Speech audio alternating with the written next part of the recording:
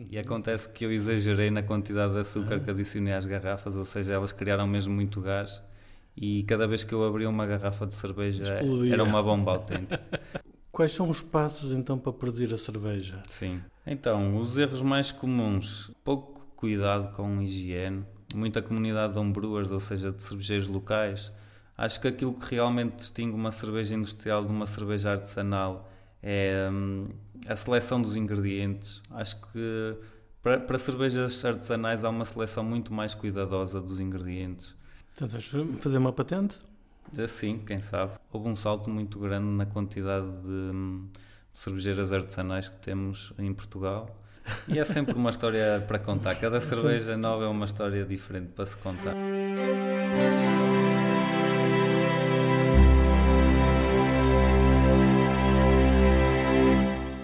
Olá, bem-vindos a mais um Para Bom Entendedor. Hoje eu sou o Ricardo Ribeiro e tenho aqui comigo o Gonçalo Carvalho, que está a fazer o doutoramento em cerveja, imaginem. Não é? E vamos já falar sobre isso. Mas em primeiro lugar, tu és dali de Cabeceiras de Basto, não é? Exatamente. E inicialmente, quer dizer, lá em Cabeceiras não produzias cerveja, não é? Aqui é mais terra de vinho verde. Exatamente. Os teus pais produzem vinho verde, não é? Certo. Pronto, gostava de te agradecer primeiro pelo convite. É a minha estreia em podcast, por isso agradeço-te desde já o convite e agradeço também o interesse no tema da cerveja artesanal. Eu sou então de uma localidade que se chama Arco de Baúlho, que pertence a Cabeceiras de Basto, como estavas a dizer, e sim, aquilo que é mais tradicional produzirmos passa mais pelo vinho verde do que propriamente pela cerveja artesanal. Pois. Acontece que eu fiz aqui os meus estudos em Braga, na Universidade do Minho, licenciei-me em Bioquímica em 2017 e depois ingressei no mestrado em Biotecnologia e nós no nosso segundo ano de mestrado temos que escolher um estágio, algum sítio para estagiar. Eu já estava assim com algumas ideias de ir para fora, de fazer um Erasmus. E pensei, dentro de algumas escolhas que tinha à minha disposição, falei com o professor Vicente, do Centro de Engenharia Biológica da Universidade do Minho, que eu sei que ele tinha alguns contactos na área dos vinhos, ou então das cervejas, porque era algo que me fascinava, e ele disse que sim, que há algum tempo antes tinha tido um aluno da República Checa lá, que entretanto ainda mantinha o contacto com ele e que podia falar com ele. E surgiu então a oportunidade depois de ir para a República Checa fazer um estágio numa cervejeira. Isso deve ter sido fantástico. Mas agora, porquê que tu escolheste a área de Bioquímica? Foi isso que tu estudaste, não é? Sim. O que é que te atraiu na Bioquímica? O que me atraiu na Bioquímica acho que foi muito a complexidade da área. E trata-se muito da parte da biologia e da química e a interação entre estas duas áreas. Acho que foi aquilo que mais me cativou na altura. Ainda estava assim numa fase um bocadinho imatura, de não saber muito bem aquilo que iria escolher. Acho que acontece hoje em dia com muitos dos jovens. Sim, é difícil escolher porque há imensas possibilidades. Sim. E não é fácil. Passam todas as coisas boas. Se uma pessoa aprende a fundo um determinado assunto, acaba gostando imenso dele. Certo. E lá está, eu pelo menos dei-me bem nas bioquímicas, se calhar se fosse para algum tipo de engenharia ou até para algum curso relacionado mais com as ciências sociais, acho que também iria gostar, mas eu sinto que os jovens, antes de ingressarem na universidade, têm um bocadinho esta imaturidade que ainda não sabem muito bem aquilo que querem para si, depois lá se atrevem a fazer uma escolha. E ou se dão bem ou então acabam por não se dar bem e acabam por mudar de curso, não é? Mas no meu caso foi à primeira. Ainda bem, mas dentro da bioquímica foste para uma ciência de alimentos? Sim. Isso é um ramo dentro da bioquímica? Como é que tu foste escolher isso? Pois eu na altura aquilo que eu queria, decidi que gostava da área e queria continuar na área, mas decidi que aquilo que eu queria fazer era direcionar um bocadinho mais o meu futuro para a parte da indústria, de empresas de processamento alimentar. Certo. Temos as partes a parte das ciências da saúde, a parte de métodos analíticos, E eu gostava mesmo de ir para a indústria. E depois de ter tomado essa decisão, que foi quando optei pelo mestrado em biotecnologia, que era aquele que me abria mais portas para o ramo da indústria, acabei por me aventurar um bocadinho mais na parte da produção alimentar. E como eu já tinha esse historial na minha família da produção dos vinhos, e na impossibilidade de não fazer um estágio relacionado com vinhos, acabei por optar depois pela cerveja. Não era possível fazer em vinhos? Não há? Não. Eu precisava era ali de um contacto um bocadinho intermediário e na altura era mais fácil tê-lo para a cerveja e não para os vinhos. Por isso acabei por me arriscar no mundo das cervejas. Portanto, essa experiência de estudar e estagiar na República Checa foi a tua experiência mais marcante nos teus estudos? Ou tiveste outra mais forte? Não, posso dizer sem dúvida nenhuma que foi a experiência que mais me marcou. Tive algumas peripécias, posso partilhar aqui também contigo. Força! Pronto, eu era suposto passar cerca de um ano na República Checa e fazer um estágio numa única cervejeira, que era aquilo que estava acordado. Acontece que o investigador responsável por mim na altura, ou seja, o meu orientador na República Checa, ao fim do mês recebeu uma proposta da maior cervejeira checa, que se chama Pilsner Urquell. E ele na altura, claro, não podia deixar escapar essa oportunidade, aceitou o convite e entretanto mudou de trabalho, ou seja, ao mudar de trabalho ele não me poderia levar para lá também. Pois. Pronto, acontece que ele era uma pessoa que se relacionava muito bem com pessoas da indústria e também com pessoas da academia e tinha alguns contactos no Instituto de Investigação de Cerveja e Malte, em Praga, mesmo no coração de Praga. Falou com alguns colegas e eu tive a oportunidade, depois da cervejeira, de passar por esse instituto de investigação e foi muito bom para mim porque tive a oportunidade não só de acompanhar o processo cervejeiro, que era algo que eu já fazia, mas também estar um bocadinho no laboratório, estar um bocadinho a par de alguns testes que eles faziam, nomeadamente de performance, de fermentações, de leveduras, de acompanhar algumas matérias-primas, se tinham as especificações necessárias para ingressar no processo cervejeiro.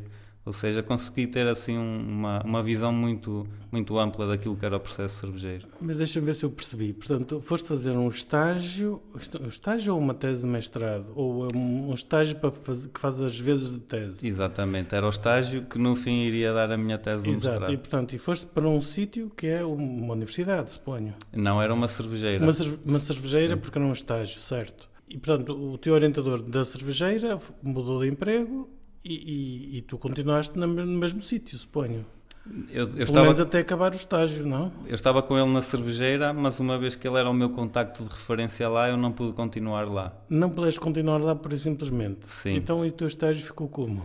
E o meu estágio depois tive que refazer alguma papelada, alguma burocracia aqui na Universidade do Minho. Certo. E dei continuidade depois ao meu estágio no tal Instituto de Investigação.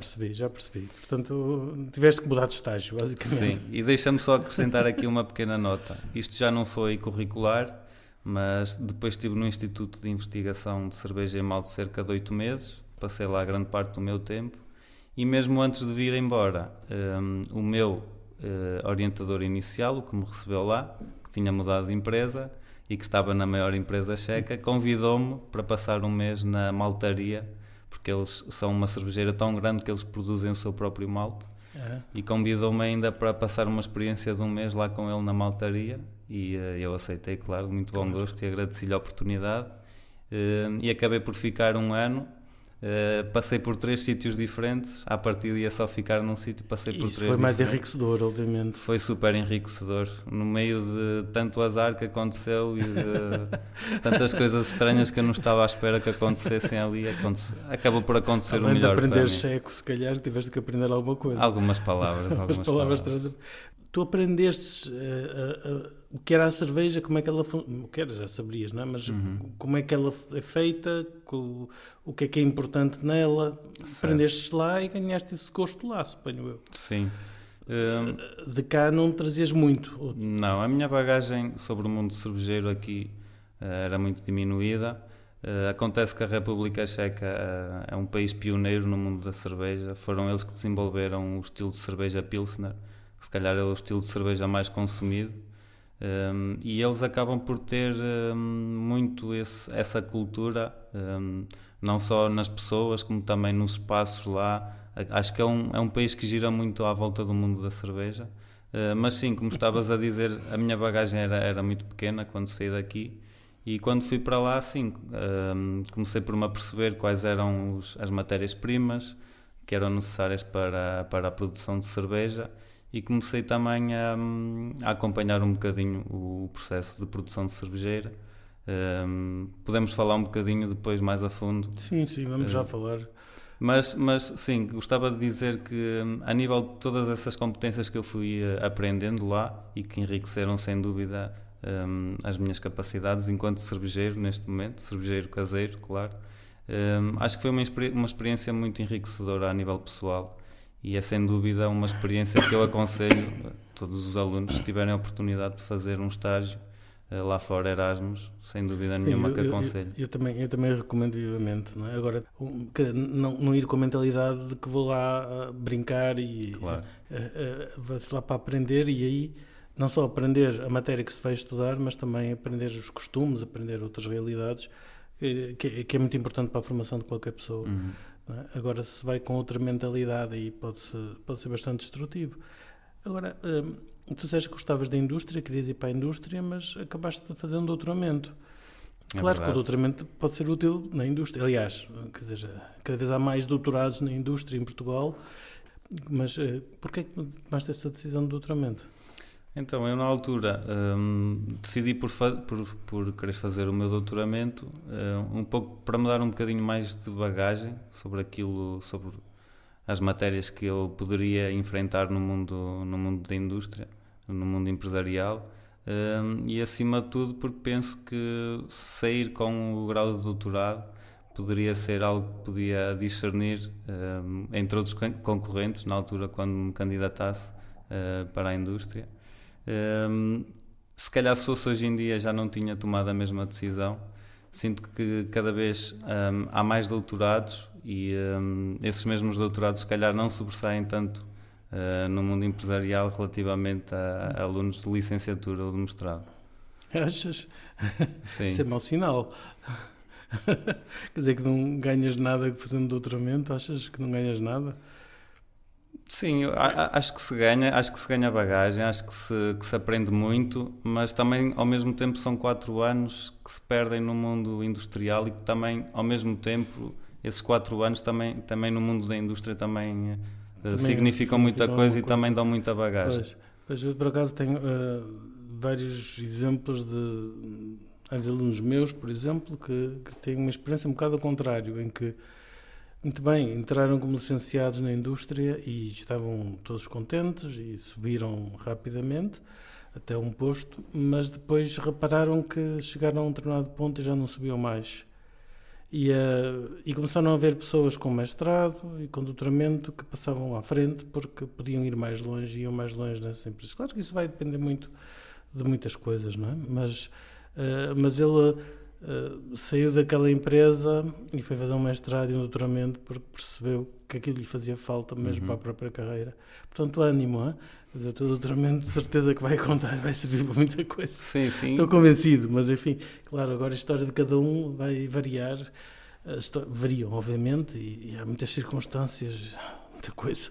Sim, mas acho que também depois, acho que depende um bocadinho daquilo que cada um quer para si.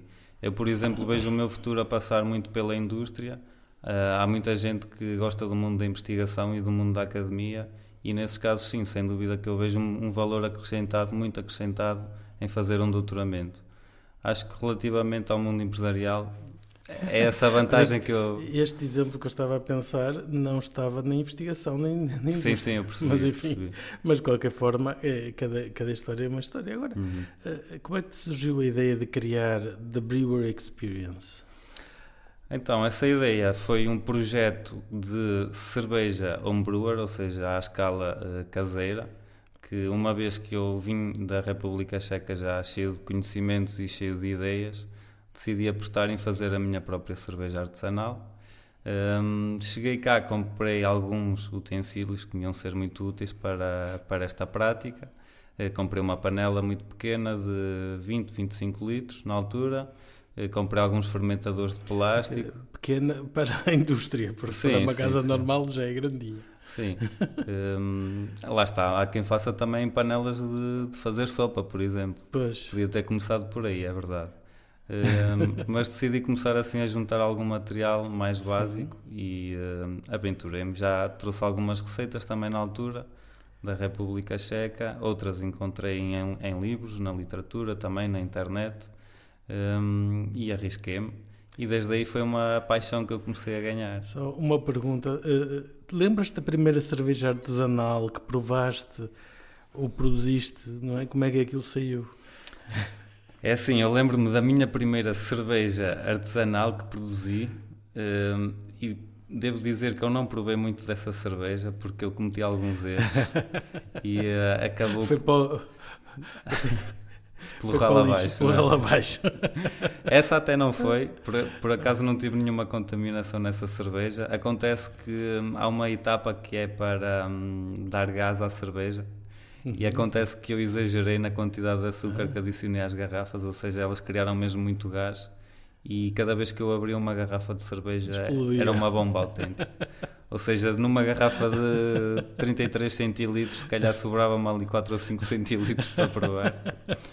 Mas ainda assim fiquei animado e decidi continuar, decidi insistir. Sem dúvida que houve depois outros lotes que eu fiz, que tive contaminações, que tive, por exemplo, acabei por esturrar um mosto, que depois na prática era impossível beber essas cervejas. Mas sentia-me sempre encorajado para experimentar coisas novas e para continuar. E finalmente, aos poucos, no meio de tantos desastres, lá ia saindo um lote bom, que me deixava extremamente orgulhoso e que compensavam todos os lotes falhados que tinham ficado para trás. Agora, qual foi o maior desafio que tu enfrentaste ao produzir isto? Perseverança. Sim, muita perseverança, é verdade. E chega a uma altura, é preciso ter muita paciência também para fazer cerveja, muita atenção ao detalhe. E tomar nota de todos os passos, não é? Se queres reproduzir aquilo. Exatamente. Eu posso contar uma história também que eu nunca me hei de esquecer, que é, eu provavelmente fiz uma das melhores cervejas que eu já provei, feita por mim próprio. Juntei se calhar ali uma receita muito improvável, sei que saiu mesmo muito bem à primeira vez. Acontece que nunca tive essa atenção toda ao detalhe de anotar temperaturas e as quantidades de maltes e tudo mais, e acabou por ser uma receita perdida porque eu tentei ir atrás dela, tentei refazê-la, mas nunca mais saíam assim. Boas, mas nunca saíram daquele calibre. Por isso acho que sim. Tomar bem nota e ter um controle bastante fino de todos os parâmetros. Quais são os parâmetros que são relevantes? É assim, aqueles parâmetros que eu considero que sejam mais relevantes para produzir o mesmo tipo de cerveja com alguma consistência é muita atenção à higiene. Quem produz cerveja e quem percebe de cerveja sabe do que eu falo quando me refiro a ter cuidado à higiene. Porque nós podemos fazer um mosto e ter tudo estipulado para produzir um determinado tipo de cerveja, que se tivermos algum tipo de contaminação nessa própria cerveja, vai acabar por desvirtuar o sabor final da cerveja. Acho que é necessário também ter um controlo de temperatura, não só nas etapas da fermentação, como anteriormente nas etapas da abraçagem, ter uma sensibilidade muito grande a nível de temperaturas e não deixar que hajam grandes variações de temperaturas, inocular quantidades apropriadas de levedura, ter atenção às quantidades de matérias-primas que se utilizam.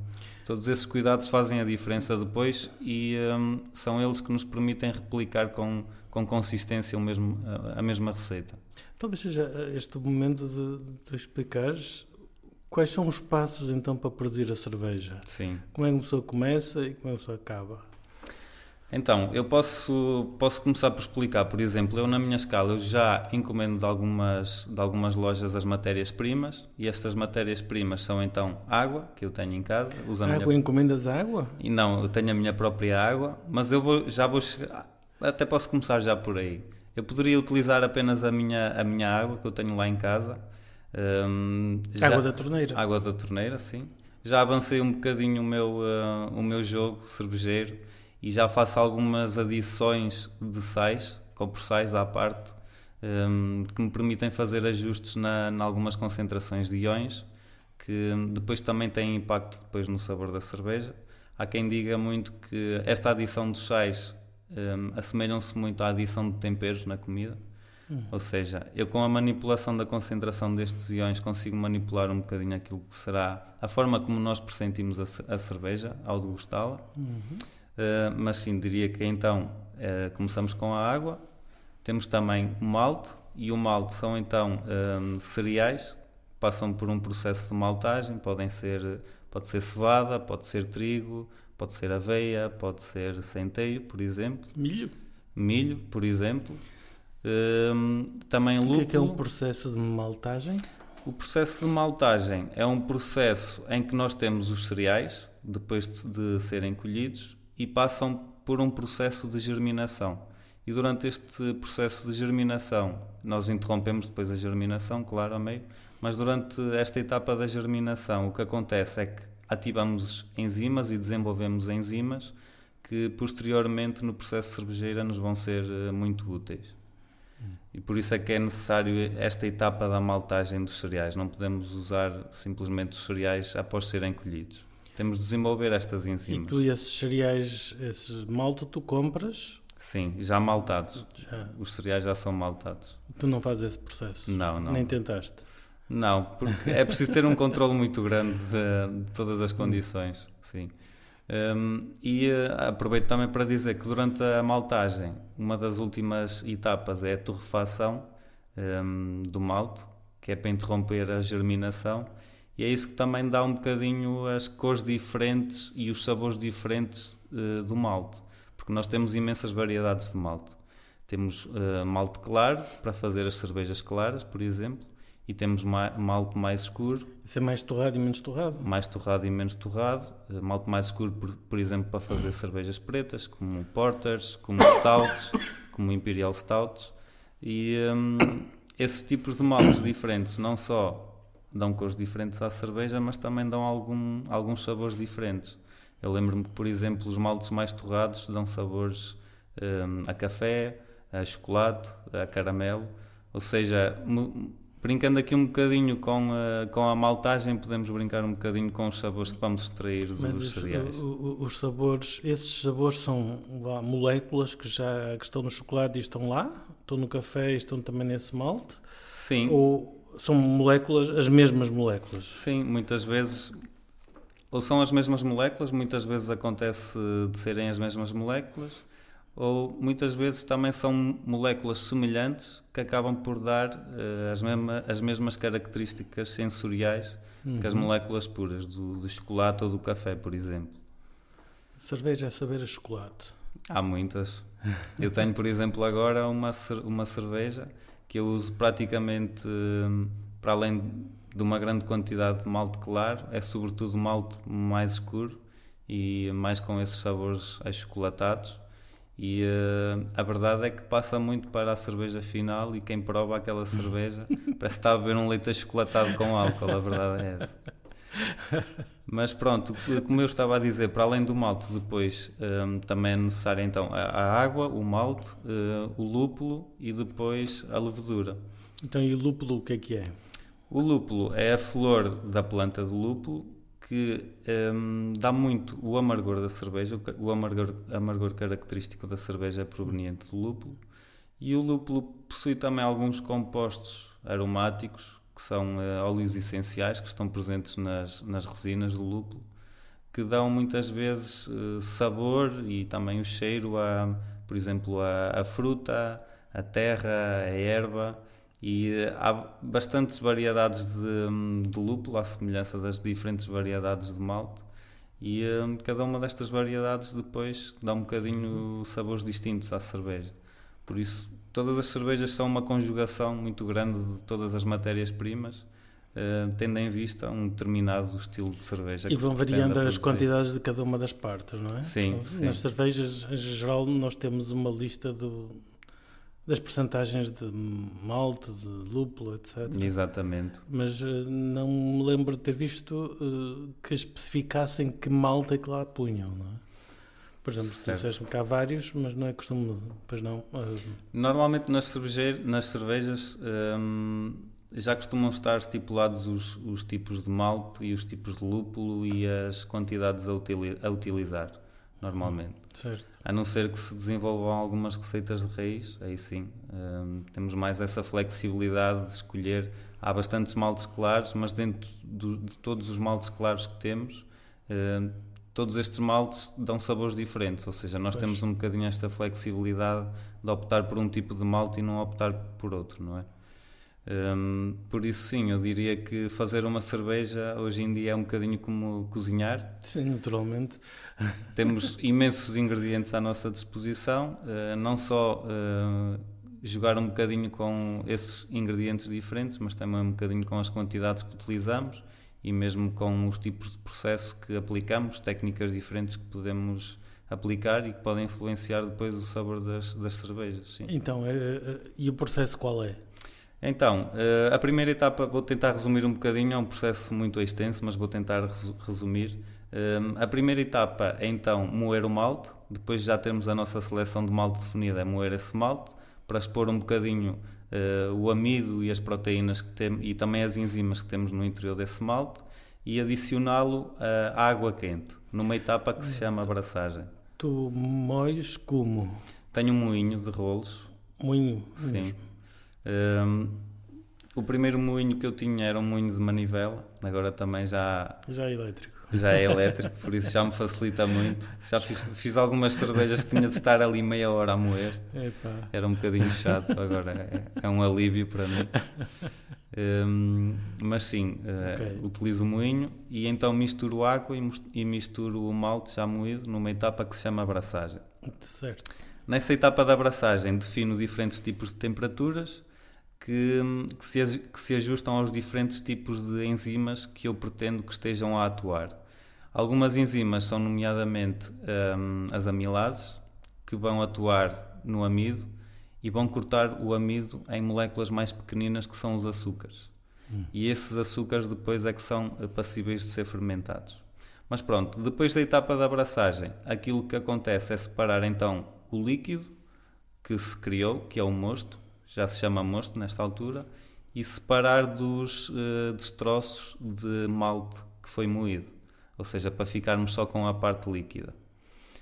A próxima etapa, depois da separação do malte e do líquido, é então a parte da fervura, em que nós aumentamos a temperatura do mosto até aos 100 graus Celsius, adicionamos nesta etapa o lúpulo, conseguimos extrair alguns compostos do lúpulo, nomeadamente os ácidos alfa. As altas temperaturas da fervura promovem algumas reações que são as isomerizações dos ácidos alfa, que se convertem em moléculas depois mais amargas, que dão o tal sabor mais amargo à cerveja. Mas tudo isso é feito a temperaturas controladas, podes escolher uma temperatura mais alta ou mais baixa, mais tempo ou menos tempo. Sim. E em função disso vais ter mais ou menos de quantidade de cada uma dos ingredientes, digamos. Sim, destes compostos que eu pretendo. Daí um gosto diferente também. Sim. Portanto, essas são as variáveis, e não são poucas, que tu tens que controlar. Sim, são Isso é bastante para experimentá-las todas. Pois. Normalmente algumas que já estão definidas e que já se sabem que costumam ter mais sucesso, por isso à partida parte-se logo para aí. Pelo menos começas, não? Sim, pelo menos começo por aí. E sim, durante a etapa da fervura normalmente demora 1 hora, há quem faça 1h30, há quem faça 2 horas, há quem adicione o lúpulo apenas no início, há quem adicione no início, no fim e no meio também da fervura. Depois há várias formas de manipular os compostos que extraímos. Depois da etapa da fervura, arrefecemos o mosto, ou seja, tínhamos o mosto a ferver a 100 graus, arrefecemos até à temperatura de inoculação da levedura, que é para iniciar a fermentação da cerveja. E as cervejas distinguem-se essencialmente em 2 tipos. Temos as cervejas lager e as cervejas ale.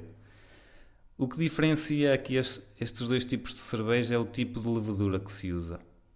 Num dos casos é a Saccharomyces cerevisiae, que origina as cervejas ale, e temos depois as Saccharomyces pastorianos, que dão as cervejas lager. Essas palavras são checas, não? São latinas, São latinas. mas parece. Ok. Mas pronto, isto para dizer que o primeiro grupo de leveduras, das leveduras ale, fermentam normalmente a temperaturas a rondar os 18, 20, 22 graus, enquanto que se for as leveduras das cervejas lager, normalmente costumam fermentar a temperaturas mais baixas, que se compreendem entre os 8 e os 14 graus.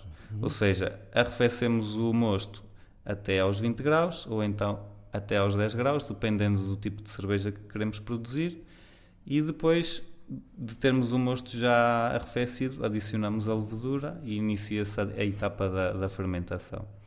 Durante a etapa da fermentação, os açúcares que foram produzidos anteriormente na etapa da abraçagem são assimilados pelas leveduras e, devido às diversas vias metabólicas que têm as diferentes leveduras, produz álcool, produz também CO2, que é o dióxido de carbono, e para além disso produzem-se também outros compostos que influenciam muito o sabor da cerveja, nomeadamente ésteres, álcoois superiores, aldeídos, cetonas, e todos estes compostos que são produzidos pelas leveduras depois juntam-se a outros compostos também provenientes do lúpulo e provenientes do malte e modulam ali de certa forma o sabor final da cerveja.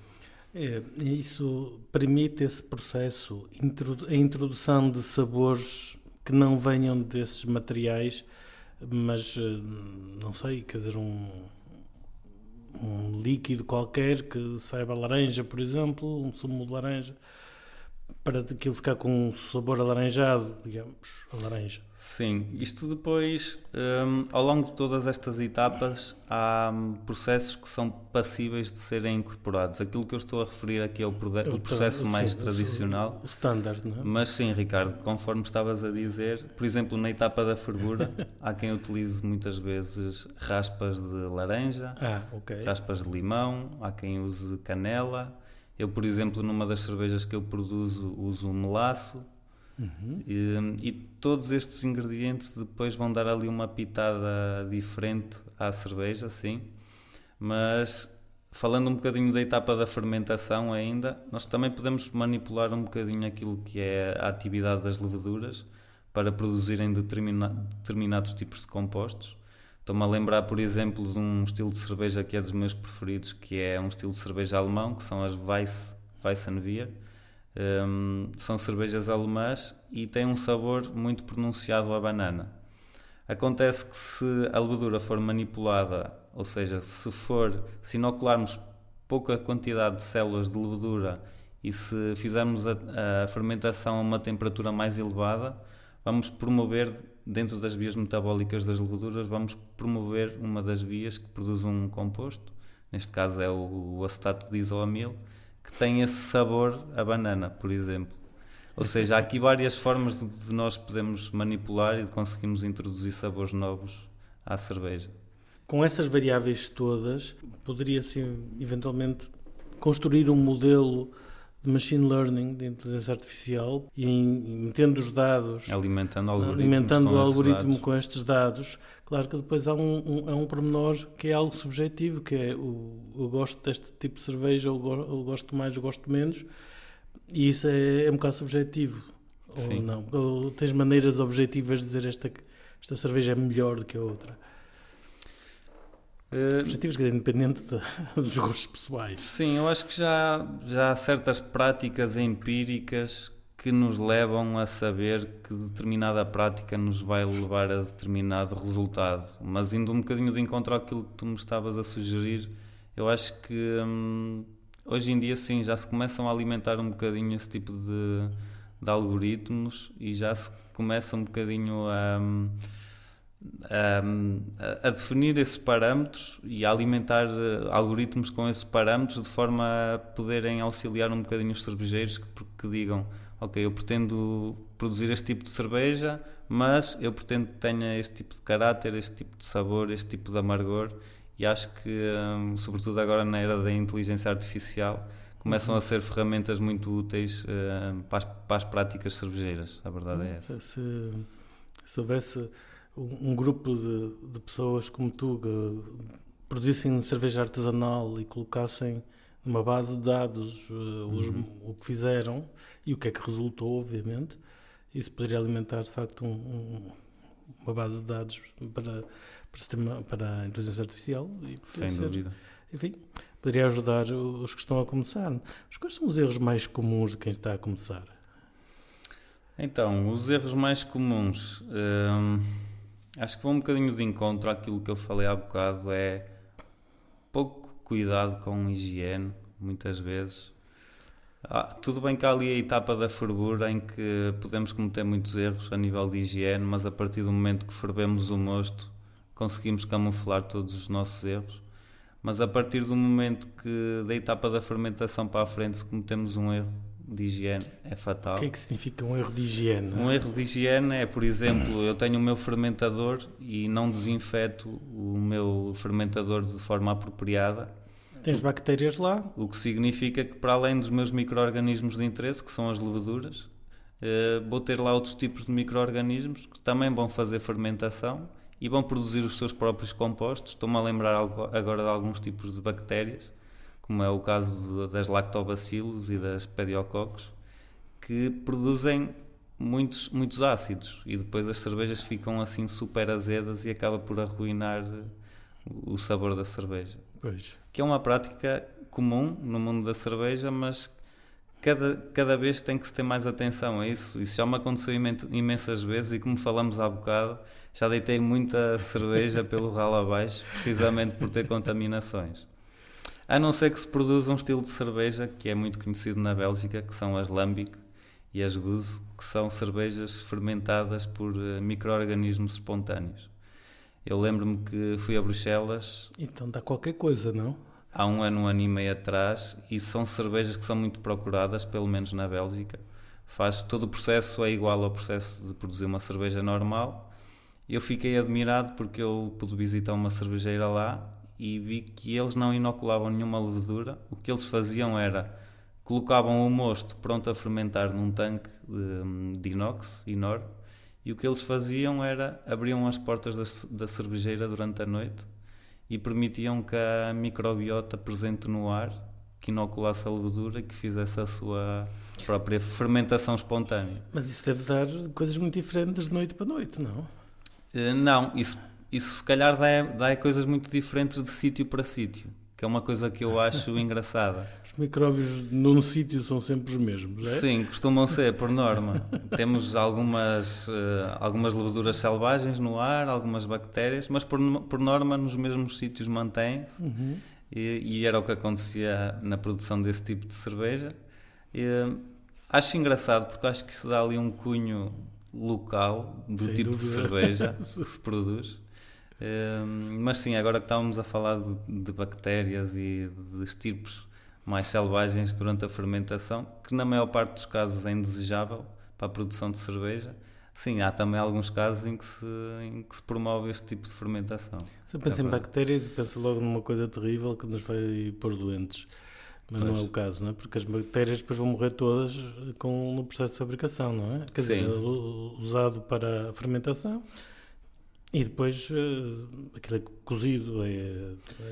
Nessa etapa já não, mas normalmente costuma-se fazer muitas vezes a pasteurização de cerveja e vai eliminar esse tipo de micro-organismos patogénicos para nós, claro. Ficam apenas aqueles ácidos que dão o sabor azedo à cerveja. Ou então, durante as etapas de maturação, a cerveja é também maturada a temperaturas muito baixas e acaba por matar esse tipo de micro-organismos. Por isso acabam por não nos colocar nenhum risco de saúde, mas sim, o caráter que esses micro-organismos colocaram na cerveja ficam lá presentes. É interessante saber que o sabor da cerveja não vem tanto dos ingredientes, mas mais das bactérias que lá se colocam. Nesse tipo de cerveja, sim. Nesse tipo de cerveja, as Lambic e as Sour, sim.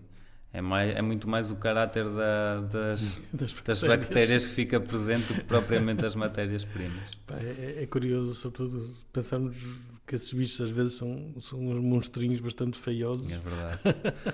Mas às vezes são amigos dos cervejeiros também. Estou a ver que sim. E que truques, que dicas é que tu darias a quem tivesse a querer melhorar? Sim. Eu posso partilhar um bocadinho das últimas evoluções que eu fiz na minha cervejeira muito rudimentar na garagem de minha casa. Mas que tem evoluído bastante, não é? Sim, tem evoluído. Também já são 4, 5 anos desde que eu tive a minha experiência na República Checa e mantive sempre este meu interesse muito aceso. Leio bastante, vejo muitos vídeos. Há muita comunidade de homebrewers, ou seja, de cervejeiros locais, especialmente nos Estados Unidos, também na Bélgica, na Holanda, na Alemanha. E aqui em Portugal? E aqui em Portugal não é tão grande, mas sem dúvida nenhuma que de há uns anos para cá, se calhar coincidiu ali um bocadinho com o aparecimento das primeiras cervejeiras artesanais aqui em Portugal, ali por volta de 2010, 2011, que sim, nota-se que começa a haver mais interesse, não só por parte do público, que gosta apenas de degustar uma cerveja, uma boa cerveja, de experimentar uma cerveja, mas também esta curiosidade das pessoas começarem a fazer a sua própria cerveja. E sim, há uma comunidade já muito próxima que partilha vários conteúdos, ou seja, a informação já acaba por ser muito acessível e muito abundante, o que facilita também quem se quer iniciar nesta prática. Agora, há uma confraria da cerveja artesanal. Digo isto porque fiz um podcast há uns tempos com alguém ligado a confrarias. A confrarias.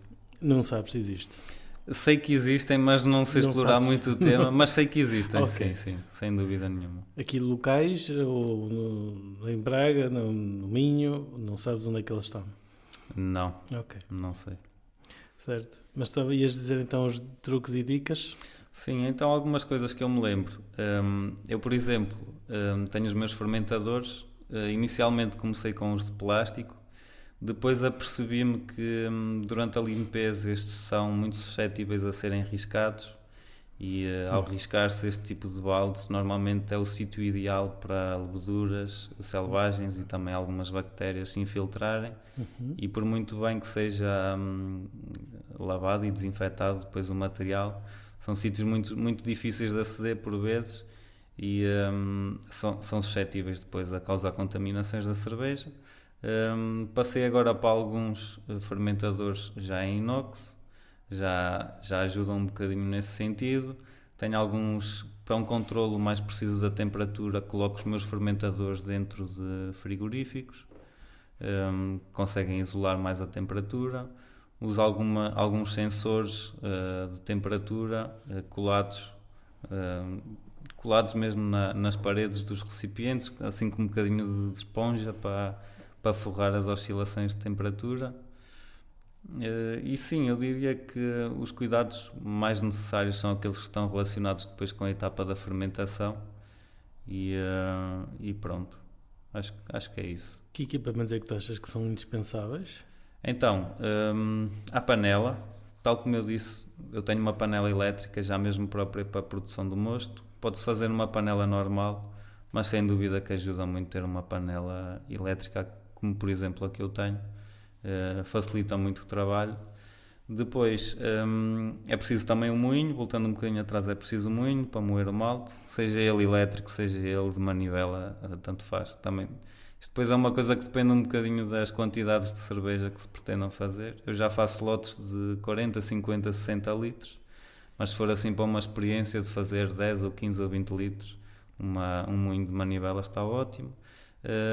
Um densímetro, que é um instrumento que é utilizado para vermos a quantidade inicial de açúcares que temos antes da cerveja ser fermentada e para compararmos com a medição final e que nos permite calcular o álcool depois que temos presente na cerveja. É necessário então os fermentadores, sejam eles de plástico, de metal, pressurizáveis ou não. Frigorífico, como eu disse, não é necessário, mas na minha opinião ajuda muito. E depois simplesmente um sifão para passarmos o conteúdo dos fermentadores para garrafas e engarrafar a cerveja. Ok, se estás a fazer 20 litros ou mais, tu metes em garrafas de 33 centilitros, Sim. né? Mas também é normal, quer dizer, meter em barril e coisas. Sim, sim, isso depois há muitas opções. Eu, no meu caso, para distribuir pelos amigos e até para ter lá em casa, é mais prático para mim ter em garrafa. Mas sim, se, por exemplo, se for para um sítio que eu saiba que vou servir muita cerveja, se calhar posso passar diretamente do fermentador para o barril. Tenho barris de 20 litros também, agora há uns mini barris também de 5, 10 litros, que é o ideal para uma pessoa quando vai com os amigos ou com a família para o rio, no Para verão. uma praia, claro. Exatamente, é muito útil também. Mas sim, diria que entre barris, mini barris, garrafas, é o mais indicado. E já agora, qual é a diferença entre uma cerveja artesanal e uma cerveja industrial? Ok, essa é uma boa questão. Eu acho que há aqui uma série de fatores que distinguem aquilo que é considerado uma cerveja artesanal e uma cerveja industrial. Podemos começar pela capacidade de produção. Se não me engano, está ali um limite de 1 milhão de litros de cerveja produzidos por ano. Acima disso são consideradas cervejeiras industriais, abaixo disso cervejeiras artesanais. Na minha opinião, ultrapassa essa distinção, não é suficiente. Acho que aquilo que realmente distingue uma cerveja industrial de uma cerveja artesanal é a seleção dos ingredientes. Acho que para cervejas artesanais há uma seleção muito mais cuidadosa dos ingredientes e acho que se procura muito mais desenvolver cervejas sensorialmente mais apelativas no mundo artesanal, comparativamente com o mundo industrial. Também a variedade de cervejas apresentadas.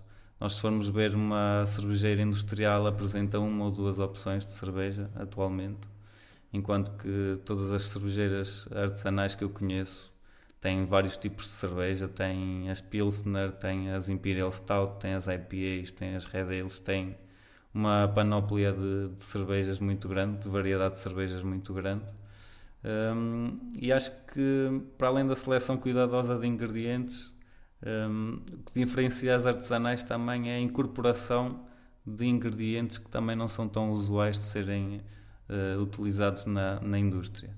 Como eu estava a falar um bocadinho há bocado do mel, do melaço, da canela, das cascas de laranja, no mundo artesanal temos muito mais esta flexibilidade e esta ousadia de experimentar ingredientes novos, enquanto que as cervejeiras industriais já têm o seu público base, que consome aquele estilo de cerveja e que já não gosta muito de mudar. Por isso, sim, eu diria que estes 3 ou 4 aspectos são aqueles que caracterizam as diferenças entre o mundo artesanal e o mundo industrial da cerveja. 1 milhão de litros por ano é muita coisa. É muita dizer coisa. Que fazer isso artesanalmente já não parece muito artesanal. Pois, exato. Por isso, claro que não passa de um número, não é? Não é? Sim, Se eu produzir 900 mil, não é? Sim. Acho que a diferença não é... Evidentemente. Claro. Não é tanto por aí. Mas sim, penso que é mais a nível de... na minha opinião pessoal é o que eu digo. Eu sou muito apreciador de cerveja industrial, de Sagres e de Superboc também. E está tudo bem com isso. Só que eu acho que é um tipo de cerveja que é procurada para beber, por beber, ou porque temos sede, ou porque está calor. Pronto, e eu percebo isso e eu partilho dessa opinião e também o faço. Agora... eu se quiser beber um tipo de cerveja que eu queira degustar realmente, que eu gosto de saborear, que eu queira acompanhar com um determinado prato, eu vou recorrer sem dúvida nenhuma a uma cerveja artesanal, porque acho que é aquela que é mais indicada para ser degustada do que propriamente uma cerveja industrial. Portanto, tu recomendarias cervejas específicas para pratos específicos? Sim, há muito já essas harmonizações das cervejas artesanais com determinados pratos. E tu tens feito isso, não? Não entretanto nessa parte já da gastronomia, das harmonizações, Mas sei dizer, por exemplo, que algumas cervejas, como por exemplo as Porter ou as Stout ou as Imperial Stout, acompanham muito bem gelados à sobremesa. Acompanham também muito bem sobremesas feitas com chocolate, por exemplo. As IPAs, por exemplo, são cervejas que acompanham muito bem comidas mais salgadas. E há um bocadinho este cuidado de harmonização, de selecionar um determinado prato e de arranjar uma cerveja artesanal que condiga ou que potencie até um bocadinho a experiência gastronómica, sem dúvida. E já se vê muitos restaurantes e muitos chefes a indicarem cervejas artesanais específicas e estilos específicos para serem acompanhados com os seus próprios pratos. Sim. Pronto, mas essas cervejas artesanais já estão comercializadas. Como é que uma pessoa faz para montar um negócio de cerveja artesanal?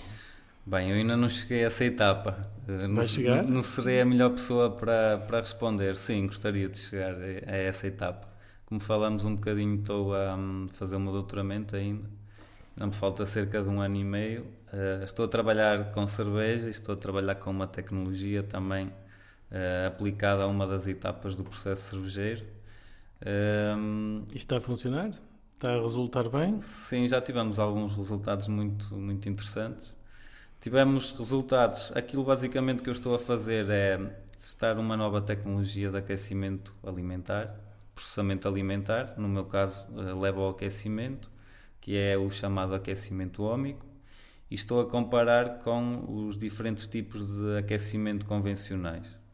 E já vi que estou a aplicar isto à etapa da fervura da cerveja, ou seja, aquilo que eu pretendo é extrair alguns compostos do lúpulo, nomeadamente polifenóis, óleos essenciais e ácidos alfa, e estou a ver que vantagens é que eu consigo ter na extração desses compostos utilizando o aquecimento óhmico em vez de utilizar as metodologias convencionais de aquecimento. E sim, devo dizer que em alguns parâmetros consigo ter melhorias utilizando o aquecimento óhmico. Portanto, vais fazer uma patente? Sim, quem sabe, à partida. Os resultados para já parecem indicar num bom sentido. Mas achas que há grandes desafios burocráticos, legais, para uma pessoa montar um negócio destes? Sim, acho que há alguns desafios burocráticos e legais e também mesmo a nível de disponibilidade de espaço, disponibilidade de equipamentos, investimento inicial, depois todas as regras de higienização que são necessárias por lei. Penso que é um salto ainda grande que se tem de dar, mas que sem dúvida que eu penso dá-lo. E o mercado? Achas que haverá mercado para as tuas cervejas? É assim, na minha opinião, um produto, se tiver muita qualidade, há sempre mercado. Sim. Por muita oferta que já haja. Porque há muita oferta, não é? E a verdade é essa, é que se calhar aqui chegou um bocadinho tarde, por assim dizer, comparando com outros países. Se calhar o mundo artesanal das cervejas, como eu disse há bocado, chegou cá em 2010, 2011, por aí. Noutros sítios começou muito antes. Mas desde esse período para cá houve um salto muito grande na quantidade de cervejeiras artesanais que temos em Portugal. Não só na quantidade de cervejeiras, uma coisa leva à outra, claro, mas também na quantidade de público que já procura este tipo de cervejas, em detrimento, por exemplo, das cervejas industriais. E arrisco-me a dizer que a juventude hoje em dia até se desfaz um bocadinho, se calhar, da procura do vinho.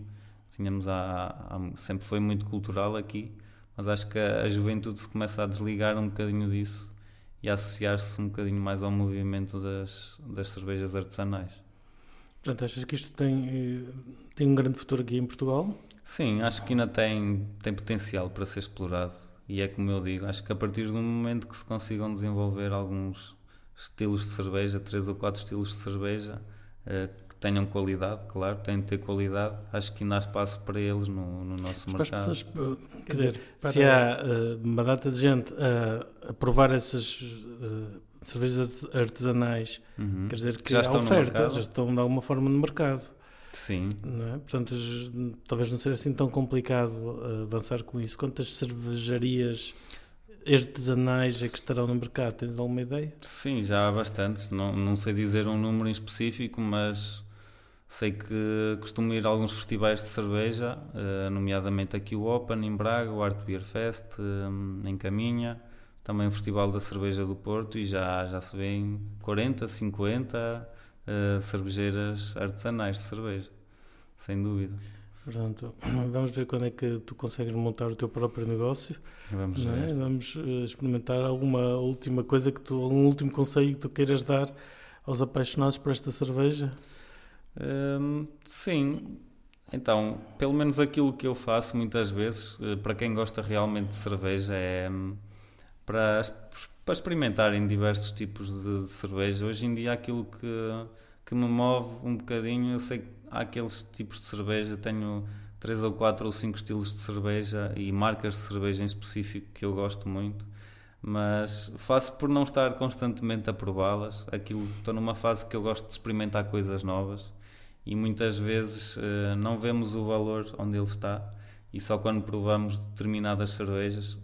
Uma cerveja que eu acho muito boa, se calhar o Ricardo já não vai gostar tanto, e vice-versa, por exemplo. Pois é, uma subjetividade aí bastante grande, não é? Exatamente, e acho que sim, experimentar coisas novas, e quem tiver curiosidade, há muitos kits hoje em dia à venda para produção. Para produzir, não é? Uma pessoa, se quiser produzir a sua própria cerveja artesanal, Uhum. compra um kit desses na internet, Sim. provavelmente. Sim.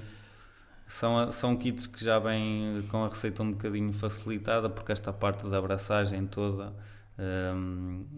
é facilitada, uma vez que o mosto que se compra é mosto já desidratado, ou seja, já passou a fase da abraçagem e de moer o malte e tudo isso. É um mosto desidratado que tem que se ferver numa panela, adicionar o lúpulo, depois arrefecer e fermentar. Ou seja, metade do processo já está feito, por assim dizer, e acho que é uma experiência muito engraçada. A experiência é engraçada, de facto, para começar.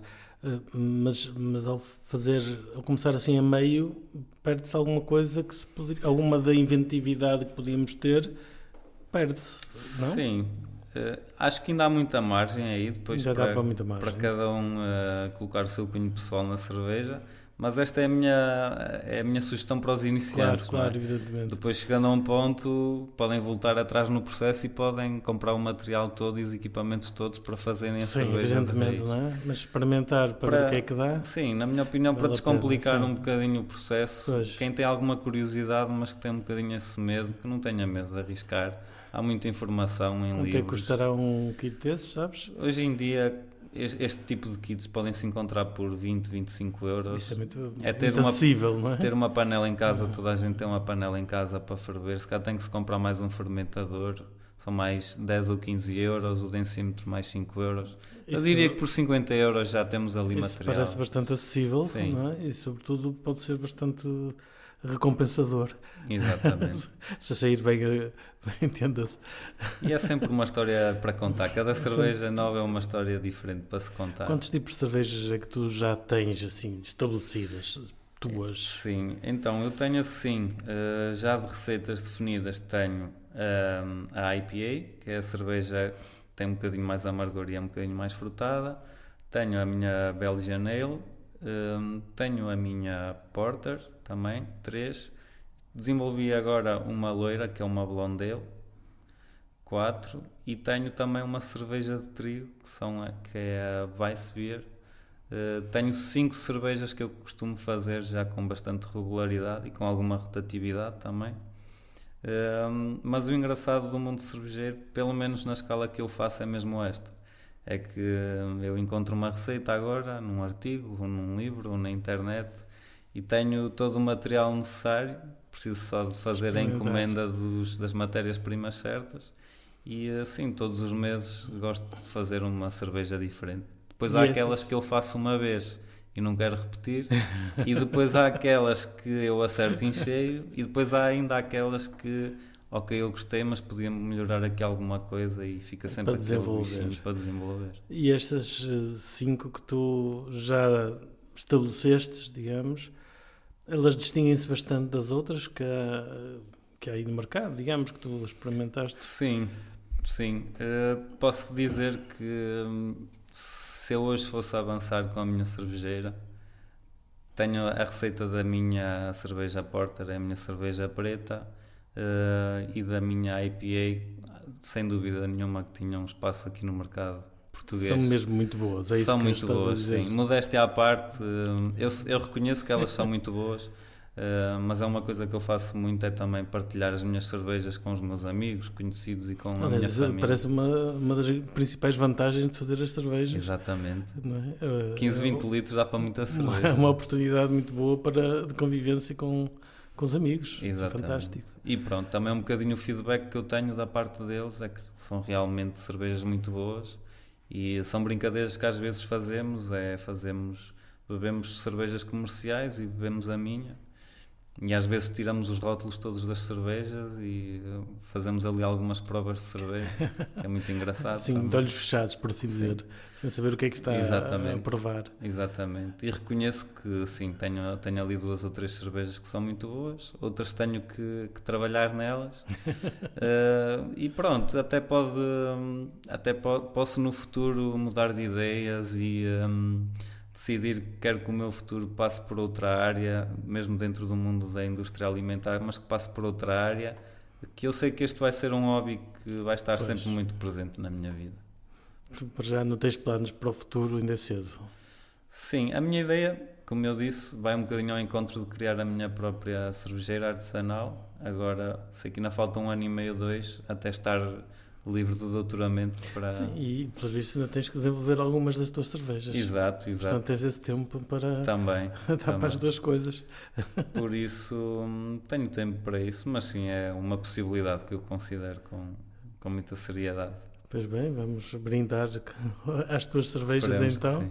Muito obrigado por teres vindo e vamos ficar por aqui, está bem? Obrigado. Até à próxima.